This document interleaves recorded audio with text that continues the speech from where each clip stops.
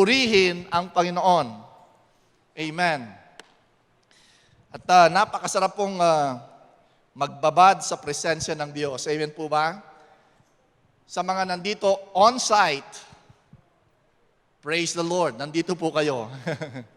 Sa mga nanonood online, purihin ang Diyos. Kayo po'y nanonood. Hallelujah. At sa mga manonood pa, pinupuri natin ang Panginoon na kayo ay makakatanggap ng kanyang mensahe. Glory to God. Alam niyo po, itong taong itong 2021 ay masasabi natin na isang adventure ulit, isang panibagong lakbayin ulit na ating haharapin. Pero ang dapat nating matandaan ay kayang-kaya nating harapin ang 2021. Sino po nakakaalam po doon na kayo kayang-kaya niyong harapin ang 2021? Amen. Kung natapos niyo nga ang 2020 Di ba? Kayo'y nakapagtagumpay sa taong 2020 sa lahat ng lockdown at pandemya at kung ano-ano pa. Bulkan at bagyo. Hallelujah! Tayo ay matagumpay, nakatayo pa rin at nagpupuri pa rin sa Panginoon. Amen po ba? Kaya naman ang katagumpayan ay sigurado dito sa taong 2021. Lalo't higit, tayo ay nakarinig ng panibagong watchword mula sa ating mga lead pastors, no? Na ibinigay sa atin itong taong ito. Arise. Tayo ay bumangon. Ito ay isang mensahe ng pagbangon, isang mensahe ng pag-abante. Hindi tayo makakaabante kung hindi tayo makakabangon o hindi tayo bumabangon. Amen po ba? Kaya naman itong taong ito, yung mensahe o yung message or yung mandate for us to arise ay isang makalangit na mensahe, isang makalangit na direksyon na dapat po nating panghawakan. Huwag nyo lang pong itong basta pakinggan. Ano po? Dahil maganda pong pakinggan. Lalo't higit, magandang lalaki sila Pastor Josel at Pastor Joey, no? Huwag nyo lang mong pakinggan yon. Hayaan nyo ang mensaheng ito ay mensahe ng banal na Espiritu sa inyo, isang hamon na inyong lalakaran ngayon, at ito ang inyong mararanasan. Amen po ba?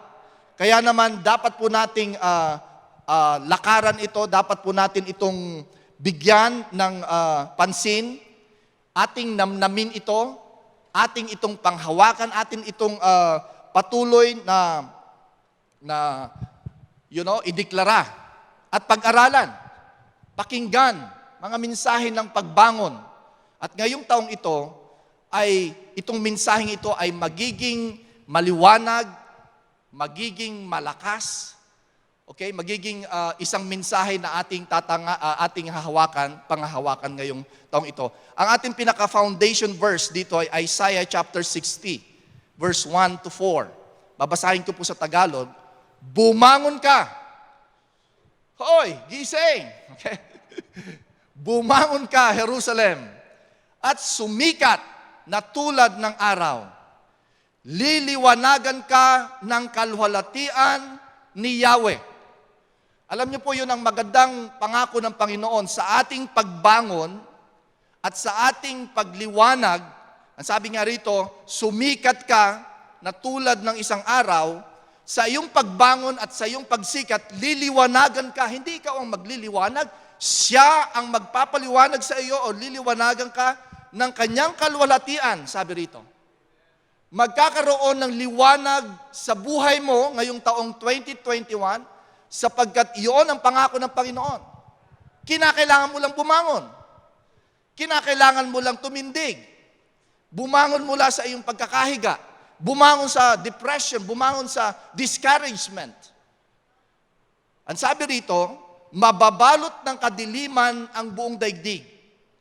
Ngunit ikaw ay liliwanagan ni Yahweh. Magdidiling man ang paligid natin at alam niyo po ang nangyayari sa mundo natin ngayon ay huwag niyo na hong pagtakhan sapagkat kasama na po yan sa sinabi ng ating Panginoon. Maging ang ating Panginoong Jesus, kung babasahin niyo sa Matthew chapter 24, maging mga apostol, si Apostle Paul sa 1 Timothy chapter 2, ang huling panahon ay lalong magdidilim ng magdidilim. At kasama po yan sa propesiya, kasama po yan sa itinakda ng Panginoon. Magdidilim. Pero huwag kayong matakot sapagkat kayo ay liliwanagan ng Panginoon sa gitna ng kadilimang ito. At sabi rito, mapupuspos ka ng kanyang kaluwalhatian. Sa taong itong 2020, iyong i-expect ang pagkapuspos, ang biyaya ng Panginoon at ang kaluwalhatian ng Diyos, ang siyang mapuspos sa buhay mo at sa pamilya nyo.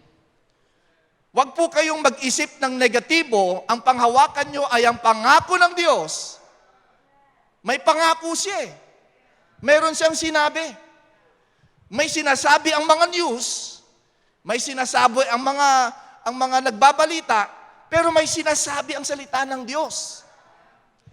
Kaya, alam nyo, dapat ninyong tandaan, sa mga huling panahon, ay lalong ma-identify, paghihiwalayin actually ng panahon, kung sino ang nasa Diyos at kung sino ang nasa kadiliman. Lalong magiging, anong tawag nito? Very manifesting. Habang tumatakbo ang panahon, lalong magliliwanag kung sino ang sa Diyos at kung sino ang nasa kadiliman. Kaya naman dapat ninyong tandaan na kayo na nagtitiwala sa Panginoon at nananampalataya sa Diyos, ito ang panahon na dapat ninyong ipakita kung saan kayo nagtitiwala. Ito yung mga panahon na dapat natin makita na tayo ay mga anak ng liwanag at sabi nga rito, ikaw ay liliwanagan ni Yahweh at mapupuspos ka ng kanyang kaluwalhatian. Kaya naman napaka-importante yung desisyon ng mga mananampalatayang dapat bumangon. This is your choice. Ito yung dapat ninyong piliin. Ngayong taong ito, maging intentional kayo, babangon ako ngayong taong ito, hindi sa aking sariling kakayanan, kundi dahil sa kaluwalhatian na ipinangako ng Panginoon sa akin ngayong taong ito. Makakayanan ko ang pagharap sa taong ito sapagkat may ipinangako ang Panginoon sa akin. Sabi niya nga rito, ang mga bansa ay lalapit sa inyong liwanag. Ang mga hari ay pupunta sa ningning ng inyong pagsikat. Pagmasdan ninyo ang inyong kapaligiran, ang lahat ay nagtitipon-tipon upang magtungo sa iyo. Manggagaling sa malayo ang mga anak mong lalaki at ang mga anak mong babae kakargahin ng parang mga bata. Magkakaroon ng increase, magkakaroon ng identification kung sino ang anak ng Diyos. Magkakaroon ng pagkakaintindi kung papaano pinagpapala ng Diyos ang mga nagtitiwala sa Kanya. Kaya naman, katulad ng sinabi ni Pastor Joey kanina, na ang mga anak ng Diyos dapat magkaroon ng desisyon na lumakad ayon sa kalooban ng Panginoon. Colossians chapter 1 verse 9 to 10, sabi nga rito ni Apostol Pablo, kaya nga't mula nang marinig namin ito, yung pananampalataya ng mga taga-Colosas, patuloy naming idinadalangin sa Diyos na sana'y ipaunawa niya sa inyo. Patuloy niyong maintindihan ng lubusan ang kanyang kalooban. Kalooban niyang ikaw ay managana ngayong taong ito. Kalooban niyang ikaw ay managumpay ngayong taong ito. Kalooban niyang maranasan mo ang kanyang pagpapala ngayong taong ito. So ang panalangin ni Apostol Pablo, at yun din po ang panalangin po namin sa lahat ng mga mananampalataya dito po sa New Life, na kayo po ay maunawaan ninyo ng lubusan ang kanyang kalooban sa pamamagitan ng karunungan at pangunawang kaloob ng Espiritu. Sa gayon, makakapamuhay na kayo ng karapat-dapat at kalugod-lugod sa Panginoon. Kung naintindihan nyo yung kalooban ng Panginoon at kung ano ang kanyang plano niya sa iyo, malalakaran mo ito ngayon. At ikaw ay makakapagbigay ngayon ng kaluwalhatian sa Kanya. At sabi nga rito, kalugod-lugod sa Panginoon at sasagana sa lahat ng uri ng mabubuting gawa at lalawak ang inyong pagkakilala sa Diyos. Ito yung mga panahon na habang tumitindi ang kadiliman, ay lalo namang titindi ang kaliwanagan sa buhay mo. Hindi lamang sa kasaganaan, kundi sa mga mabubuting bagay na gagawin mo.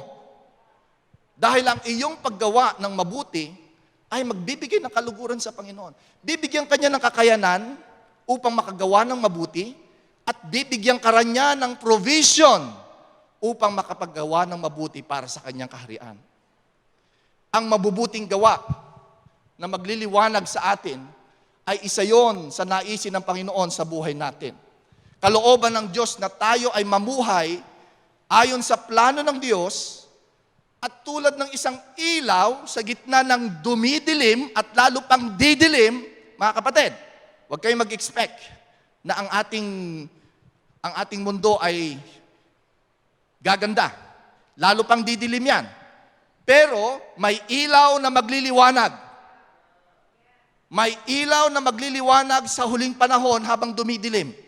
At yan ay ang mga anak ng Diyos. Kaya ang sabi ng Panginoon sa Matthew chapter 5, verse 14 to 16, kayo ang ilaw ng sanlibutan. Hindi ang mundo ang ilaw, kayo.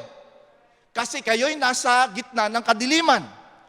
Ang isang lungsod na nakatayo sa ibabaw ng burol ay hindi maitatago.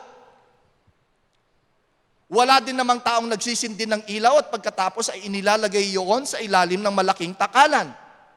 Sa halip, inilalagay iyon sa talagang patungan upang matanglawan ang lahat ng nasa bahay. Ano ang naisin ng Diyos sa buhay natin? Magdidilim ang mundo, pero mayroon siyang inilaang liwanag sa mundo. Hindi inintensyon ng Diyos na itago ka sa mundong ito sapagkat ikaw ang liwanag ng Diyos sa nagdidilim na mundo at lalo pang didilim. So ang sabi ng Panginoon, maliwanag na kayo ay liwanag. Hallelujah. Maliwanag pa sa buwan. Hallelujah. Hindi po, wala pong tao na nagsindi ng kanyang kandila o ilaw, tapos itatago niya lang sa ilalim. O hindi niya nilikha, o hindi siya bumili ng bumbilya, o hindi siya bumili ng flashlight para lang itago sa aparador. Ito'y dapat niyang gamitin upang, anong gamit ng ilaw? Di pang ilaw, hallelujah, malalim na kapahayagan yon. That's a deep revelation. Anong gamit ng ilaw? Di pang ilaw sa kadiliman. Kaya yun po ang, kaya nga sinabi ng Panginoon magdidilim, lalong magdidilim. Pero may magliliwanag. At yun ang mga anak ng Diyos. Kaya ang sabi ng Panginoon, gayon din naman, dapat ninyong paliwanagin ang inyong ilaw sa harap ng mga tao upang makita nila ang inyong mabubuting gawa. At itong mabubuting gawang ito ay dahil sa biyaya ng Diyos na inihanda niya para sa inyo. Mga blessings ng Panginoon na ipapakita sa inyo ngayong taong ito. Ang reason nito ay para kayo ay magliwanag at makita ang mabubuting gawa. At anong mangyayari? Papupurihan ng tao ang inyong amang nasa langit. Sa gitna ng tumitinding kadiliman, meron pa rin makikita ang sangkatauhan na pag-asa at meron pa rin makikita ang sangkatauhan na katotohanan na kahit madilim, may pag-asa sa buhay, may Diyos na buhay at pwede natin pagtiwalaan ang Diyos na ito dahil nakikita ko sa buhay niya. Nakikita ko sa buhay niya, totoo ang Diyos. Nais ko ang kanyang Diyos. Nais kong magtiwala sa kanyang Diyos. Nais kong sumunod sa kanyang Diyos. Kaya naman habang tumitindi ang kadiliman, alam niyo po ba? Lalong dadami ang pag-ani ng kaluluwa. Dahil habang tumitindi ang kahirapan at kadiliman at confusion, hindi alam ng tao kung anong gagawin, ang anak ng Diyos ang magliliwanag upang magturo kung ano ang dapat gawin sa gitna ng kadiliman. Kaya hindi po nakapagtataka na magkakaroon ng harvest sa panahon ng kadiliman. Kaya hindi rin po nakapagtataka kung bakit patuloy niyang tinatawag ang kanyang mga anak, bumangon kayo! Hoy, gising! It's time to rise and shine. Amen. Hallelujah. Alam niyo po ba, hindi lang ang Diyos actually ang nagtuturo na ikaw ay dapat bumangon at ikaw ay dapat magliwanag, maging ang sangkatauhan at ang sanglilikha ay naghihintay. Romans chapter 8, verse 18. Sabi ni Apostol Pablo, sapagkat napatunayan ko na ang pagtitiis sa panahong ito ay hindi karapat-dapat maitumbas sa kalwalatiang mahayag sa atin. Alam niyo po bang napakaraming pagsubok ang pinagdaanan ni Apostol Pablo? Pero isa lang ang kanyang naintindihan. Alam niyo po ba, sa gitna ng kahirapan, sabi niya, na naranasan ko, wala yan, wala pa sa kalingkingan. Hindi mo pwedeng ikumpara sa gagawin ng Diyos. Kaya makakalimutan mo ang kapaitan at kahirapan ng buhay sapagkat mas higit ang biyaya, mas higit ang pagpapala, mas higit ang pangunguna ng Panginoon. Kaya sabi niya rito, hindi ko maitutumbas itong kahirapang ito. Hindi ko na dapat pinag-aaksayahan pa ng panahon na ako ay mag-complain, magngangangalngal sa kahirapan. Bakit ako, ang hirap naman ng buhay na ito. Hindi po eh. Sapagkat, sa gitna ng mahirap na buhay na yan, may kaliwanagan at may kalwalhatian na ihahayag ang Panginoon sa atin. Sabi niya rito, ito'y maihahayag sa atin. Sapagkat ang maningas na pagmimiti ng buong nilalang ay naghihintay sa pagkahayag ng mga anak ng Diyos. Napakatindi yan. Naghihintay ang buong nilalang sa mga grupo ng tao na binigyan ng Diyos ng utos na bumangon ka at magliwanag.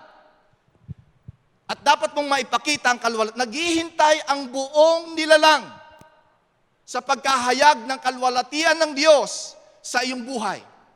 Naghihintay siya, kapatid. Kaya kinakailangan mong bumangon. Ang sabi rito, sapagkat ang buong nilalang ay nasakop sa kawalang kabuluhan, hindi sa kanyang kalooban, kundi dahil doon sa sumakop sa kanya. Sa pag-asa na ang buong nilalang naman ay magiging malaya mula sa pagkaalipin ng kabulukan, saan? Sa kalayaang malulhati ng mga anak ng Diyos. Magkakaroon ng karanasan ang dumidilim na sangkatauhan sa pamamagitan ng pagbangon ng mga anak ng Diyos na mararanasan nila ang pag-ibig ng Diyos at mararanasan nila ang kalwalhatian ng Panginoon. Kaya ano ang itinatawag ng Diyos?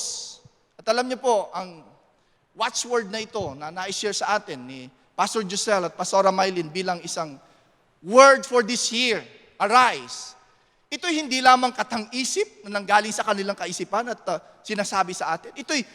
Ito ang sinasabi ng Espiritu ng Diyos sa panahon natin. Bumangon ka. Bumangon tayo habang nagdidilim ang sangkatauhan sapagkat meron tayong dapat gawin sa mundong ito. Ipakita ang kalwalhatian ng Panginoon.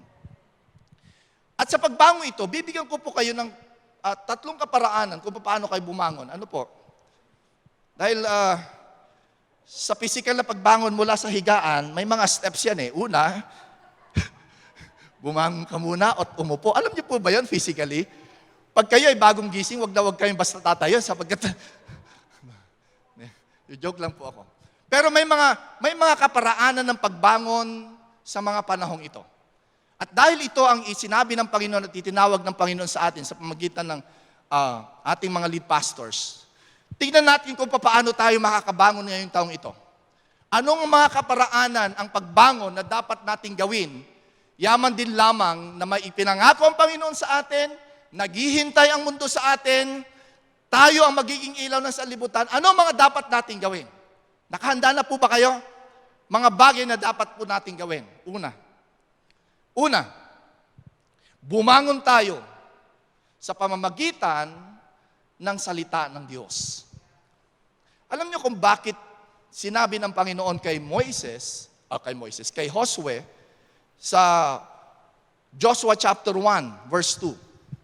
Ang sabi rito, si Moises na aking lingkod ay patay na. Ngayon, tumindig ka. Ngayon, bumangon ka. Ano sinasabi ng Panginoon dito? Tapos na ang panahon ni Moises, panahon mo na. Kinakailangan mong bumangon. Bakit? Unang-una, marami kang dapat na i-possess at i-conquer ngayong taong ito. Kung hindi ka babangon, maghihintay sa iyo yung promised land mo ngayong 2021. So kinakailangan tumindig ka, sabi rito, at tumawid ka. At dapat, sabi niya, ay magiging matapang ka. If you will read Joshua chapter 1, verse 2. So tumindig ka, tawirin mo ang Jordan. Ito po yung mga challenges at mga hindrances. At huwag mong pansinin yon, sapagkat sabi ng Panginoon, ibibigay ko lahat ito sa iyo. Bawat dakong tungtungan ng talampakan ng iyong paa ay ibibigay ko sa iyo, gaya ng sinabi ko kay Moises. Ano pa yon? Mula sa ilang at Lebanon ito hanggang sa malaking ilog, ibig sabihin malawak po yung lugar. Okay? Hanggang sa dakong lulubugan ng araw. At ang sabi rito, walang makakatayong sino mang tao sa harap mo sa lahat ng mga araw ng iyong buhay. Ikaw ay magtatagumpay. Huwag kang matakot sapagkat bibigyan ka ng Panginoon ng katagumpayan. At sabi rito, kung paanong ako ay sumakay Moises, gayon din naman ako'y sasa iyo at hindi kita pababayaan. Yun ang pangako ng Panginoon, okay? Binigyan kita ng promised land, bumangon ka, at ito ang aking promise sa iyo, yung lahat na yan, at walang makakatalo sa iyo. Ang dapat mong gawin ay ano? Maging matapang ka. Ang sabi niya rito, magpakalakas ka at magpakatapang ng mabuti, sapagkat aking ipapamana ang bayang ito na aking isinumpa sa inyong mga magulang. Magpakalakas ka at magpakatapang na isagawa mo ayon sa buong kautusan na iniutos sa iyo ni Moises na aking lingkod. Huwag kang liliko sa kanan o kaliwa upang ikaw ay magtamo ng mabuting kawakasan saan ka man magpumaroon. Verse 8. Yun yung verse 8. Ang aklat na ito ng kautusan o ng salita ng Diyos ay huwag dapat mahihiwalay sa iyong bibig, kundi ito'y iyong pagbubulay-bulayan araw at gabi. Yun ang instruction. Ang instruction sa iyo, sa pagbangon mo at sa pagharap mo sa taong ito at sa bagong season na ito, huwag na mawawala sa iyo ang salita ng Diyos. Huwag po kayong masyadong maniniwala sa news, huwag po kayong masyadong magpapagdala sa kung ano-ano sinasabi ng tao. Ang focus po natin ngayong taong ito ay makinig sa salita ng Diyos. At ito ang ating pagbubulay-bulayan. At sabi rito, upang inyong masunod na gawin ayon sa lahat ng nakasulat dito, ibig sabihin, sa salita ng Diyos nakasulat kung ano ang gagawin nyo. Amen po. Ang kapahayagan ng salita ng Diyos ang magbibigay sa iyo ng instruction kung anong gagawin mo ngayong 2021. Amen. At ang sabi niya rito, sapagkat kung magkagayon, iyong pagiginhawain ang iyong lakad at kung magkagayoy, magtatamo ka ng mabuting kawakasan. Ano ibig sabihin nito? Merong katagumpayan. Nasa salita ng Panginoon. Wag po ninyong iaalis sa taong ito ang salita ng Diyos. Lalo't higit itong taong ito. Nakita nyo kung gaano kaimportante ang salita ng Diyos nung nakaraang taon. In fact, isa siguro sa natutunan natin sa pandemyang ito ay kung gaano kaimportante ang pagbubulay-bulay ng salita ng Diyos. More than ever, doon natin na-realize na ito pala ang gamit ng salita ng Diyos sa mga panahong ito. Ano ang nagpatibay sa inyo? Ano ang nagbigay sa inyo ng katatagan? Ano ang nagbigay sa inyo ng kaliwanagan? hindi kayo na sadlak sa kung anumang kahirapan o anumang discouragement. Ano nagpatibay sa inyo, nagpaangat sa inyo? Ang salita ng Diyos. More than ever this year, tutukan ninyo ang salita ng Panginoon. Can you say amen? At gagawin naman po namin sa abot ng aming makakaya dito po sa church, mga leaders, mga pastors, life group leaders, ang magturo ng salita ng Diyos. Dahil ang salita ng Diyos ang isa sa pinaka-importanteng dapat mong matanggap ngayong taong ito.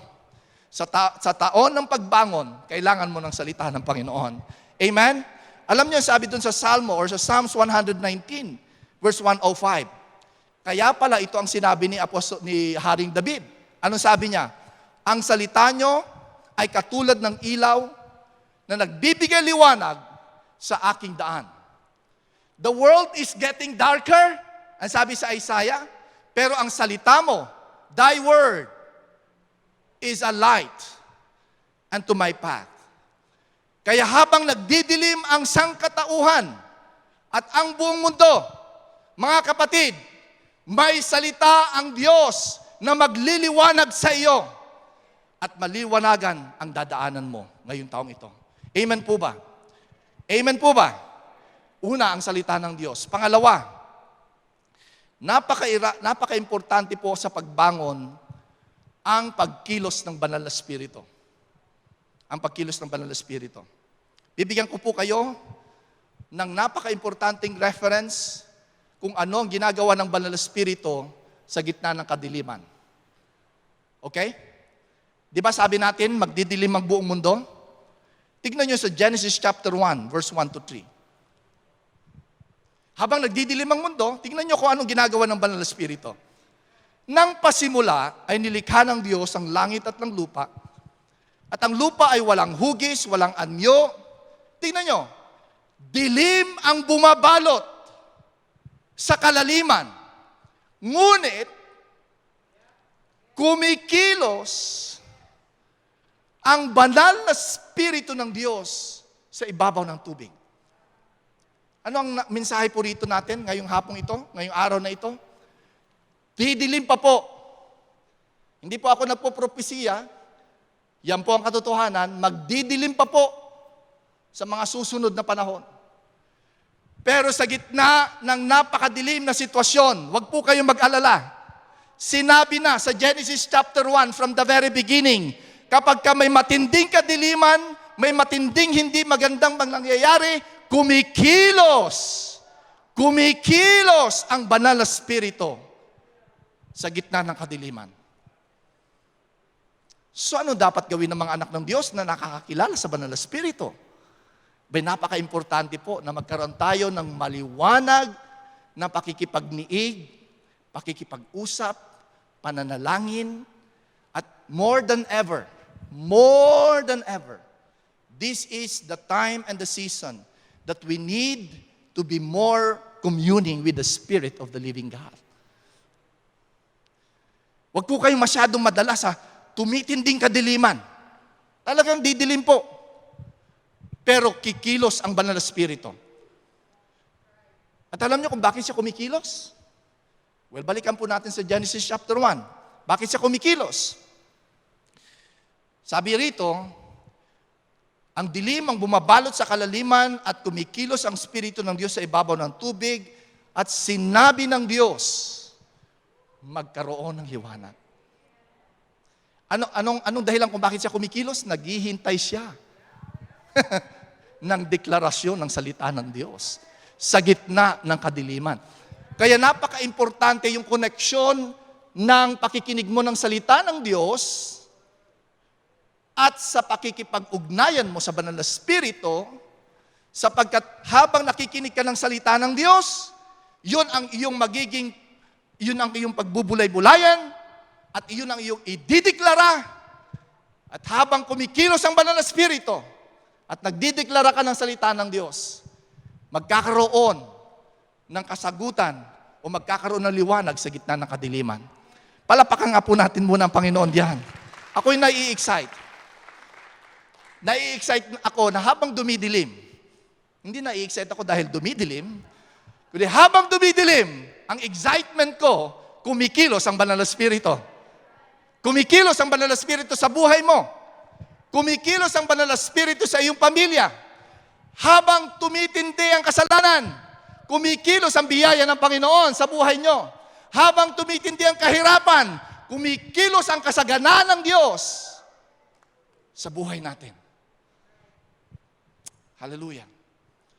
Romans chapter 8 verse 26, at gayon din naman, ang Espiritu ay tumutulong sa ating kahinaan. Sa gitna ng kahinaan, sapagkat hindi tayo marunong manalangin ng nararapat. Ngunit, ang Espiritu ng Diyos ay nandyan. Alam niyo po bang namamagitan ang Banal na Espiritu sa inyo? Sa inyong mga panalangin? Kasi, siyempre, sa gitna ng dumidilim na sitwasyon, hindi mo alam kung anong dapat ipanalangin eh. Nagkakaroon ka ng confusion, hindi mo alam kung anong gagawin. Pero purihin ang Diyos, ang Banal na Espiritu ay tumutulong sa kanyang mga anak. Kaya kinakailangan yung bumangon na. Bumangon na sapagkat ang Banal na Espiritu ay kumikilos na. Bumangon tayo sapagkat ang Banal na Espiritu ay may gagawin sa buhay natin. Hallelujah. Ang sabi rito, ngunit ang Espiritu rin ang namamagitan dahil sa atin, mga hibik, mga panalangin na hindi maisaysay sa pananalita, at nakakasiyasat ng mga pusong at ng mga puso'y nakakaalam kung sino kaisipan ng Espiritu sapagkat siya ang namamagitan dahil sa mga banal alinsunod sa kalooban ng Panginoon. Sabi sa Romans chapter 8 verse 11, ngunit ang Espiritu na bumuhay na maguli kay Jesus ay tumira sa inyo. Ang bumuhay na maguli kay Kristo Jesus sa mga patay, ang magbibigay din ng buhay naman sa inyong mga katawang may kamatayan sa pamamagitan ng kanyang Espiritu na tumitira sa inyo. Naniniwala po ba kayo na ang Banal na Espiritu ay nakatira sa inyo? Naghihintay lamang siya na ikaw ay bumangon. Gising na, kinakailangan mo nang bumangon. Gumising ka at bumangon sapagkat ang Banal na Espiritu ay naghihintay na nakatira sa iyo. Amen? Ephesians chapter 5 verse 13. Ang sabi rito, ang lahat ng nalalantad sa liwanag ay nakikilala kung ano talaga ang mga iyon. At nalalantad ang lahat dahil sa liwanag. Kaya sinabi, ito, maganda ito, ha? Mga kapatid, makinig kayo. Anong sabi roon sa verse 13? Gumising ka na!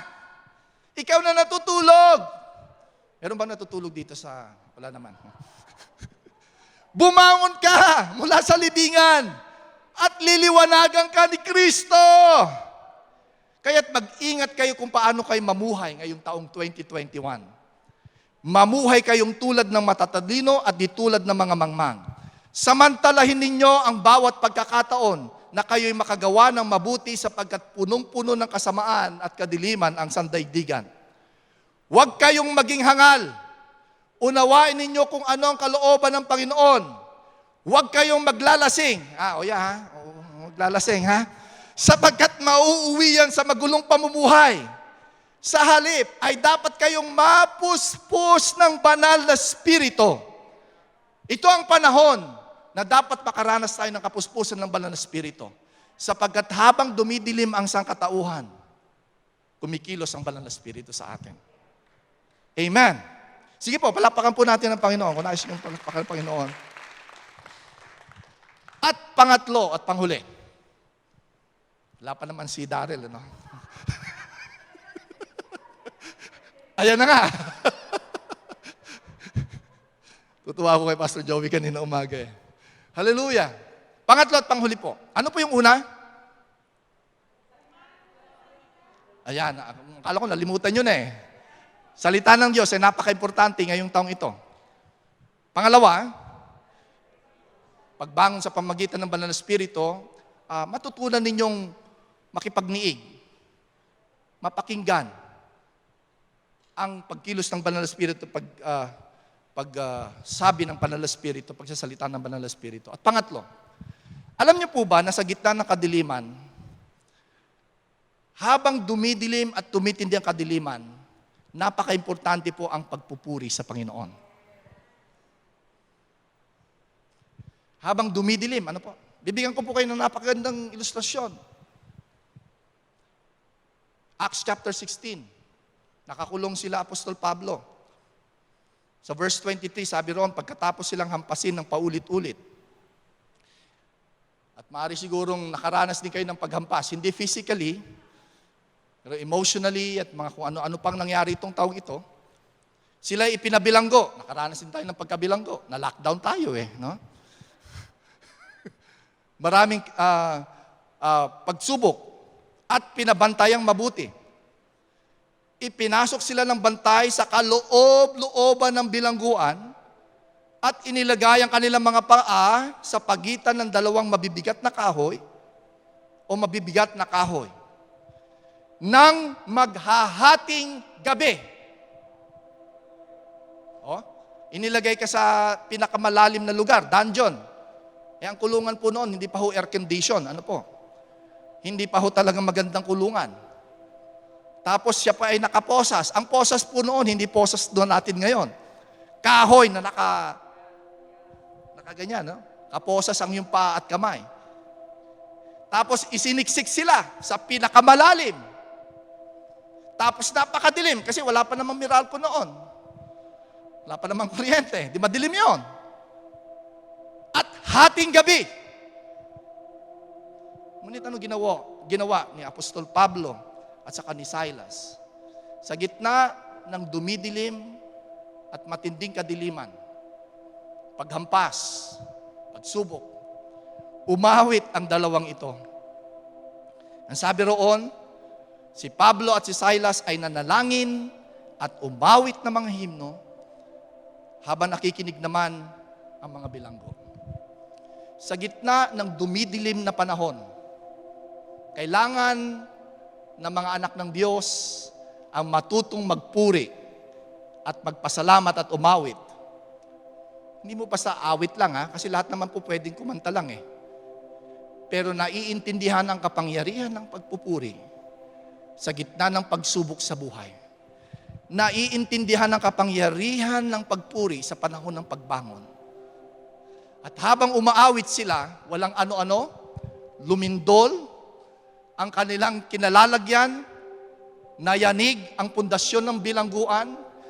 Ilan po rito ang gustong makaranas ng pagyanig ng Diyos sa buhay mo upang mawala ang anumang uri ng bandages at anumang uri ng pagkaka-lockdown. Umawit ka sa Panginoon at magpuri ka sa Panginoon. At mula dito sa panahong ito ay makakaranas ka ng release mula sa Panginoon. Biglang nabuksan ang pinto at nakalag ang tanikala ng lahat ng bilanggo. Nagising ang mga bantay, akala nila wala na yung kanilang mga binabantayan. Pero anong sabi ni Apostol Pablo, andito ako, hindi kami tumakas. Nandito kami para mangaral ng salita ng Diyos. Alam niyo po ba kung bakit dumidilim ang sangkatauhan? Ito ay dahil sa pagkilos ng kaaway. Pero ang papuri ng mga anak ng Diyos, ang siyang magpapabagsak sa kapangyarihang ito. At mula dito, makikita ng mga tao, si Jesus ay tunay na Diyos. Nais kong manampalataya sa Kanya. Yun po naging dahilan kung bakit nagkaroon ng revival nung panahon nila. Habang dumidilim, nagpupuri sila. Mga kapatid, hamon ko sa inyo ngayong taong ito. Bumangon tayo. Panahon na para patuloy nating ipakita ang kapangyarihan ng Diyos. Can you say amen? Yung paghamon sa atin ng pagbangon ay hindi lamang siya isang pananalita. Ito ay mandate, command, utos.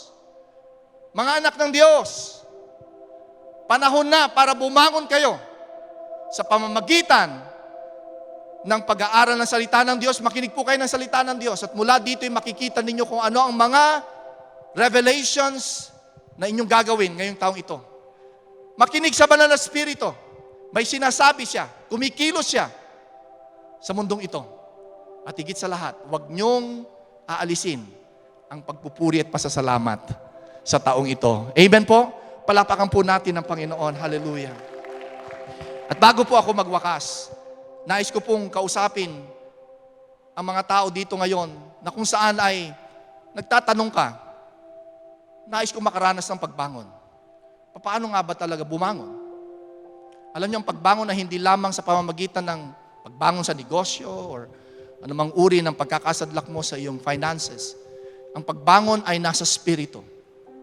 Ang sabi ng banal na kasulatan, tayo daw ay patay mula sa kasalanan. Kaya kahit nabuhay ka ngayon at humihinga, sa harapan ng Panginoon, ikaw ay patay. Ngunit nais kanyang mabuhay. Nais kanyang bumangon mula sa pagiging patay sa kasalanan. At ikaw ay magkaroon ng bagong buhay. Kinakailangan mo lang tanggapin si Jesus. Namatay siya para sa iyong bagong buhay. Namatay siya para sa iyong kaligtasan. Ang dapat mo lang gawin, buksan ang iyong puso, anyayahan siyang maging Panginoon ng iyong buhay, at mula ngayong araw na ito, ipapakita ng Diyos ang totoong buhay na kung saan ay nakakabangon dahil sa kanyang kapangyarihan. Kung nais mong tanggapin siya, ipanalangin mo itong panalangin ito, sumunod ka sa akin at gawin mong taimtim na panalangin ito sa iyong puso. At sabihin mo sa Panginoon, Panginoon Diyos, maraming salamat po sa kapahayagan mo sa akin ngayong araw na ito. Binubuksan ko ang aking puso at inaanyayahan ko si Jesus bilang Panginoon at tagapagligtas ng aking buhay. Mula ngayong araw na ito, ako ay babangon mula sa kasalanan at ako ay babangon ng may bagong buhay. Salamat po, O Diyos, sa iyong pag-ibig sa akin. Salamat po sa pagliligtas mo sa akin. Sa pangalan ni Jesus. Amen. Kaibigan, kung mataimtim mong ipinanalangin yan, nais namin makilala ka at patuloy kang magabayan sa iyong panibagong paglalakbay ngayong taong 2021. At ipapangako ko sa iyo, isang bagong buhay ang mararanasan mo ngayong taong ito. Pwede mong ilagay o isulat ang iyong pangalan sa comment section o kaya sa isang prayer box na lumalabas sa iyong screen ngayon para makontak ka namin at magabayan ka namin, maipanalangin ka namin para sa iyong paglalakbay sa Panginoon. Amen? Purihin ang Panginoon. Purihin ang Panginoon. Amen po? Ngayon ang panahon ng pagbangon. Ngayon ang panahon na kinakailangan makita ang kalwalhatian ng Diyos sa buhay natin. Amen po? Hallelujah.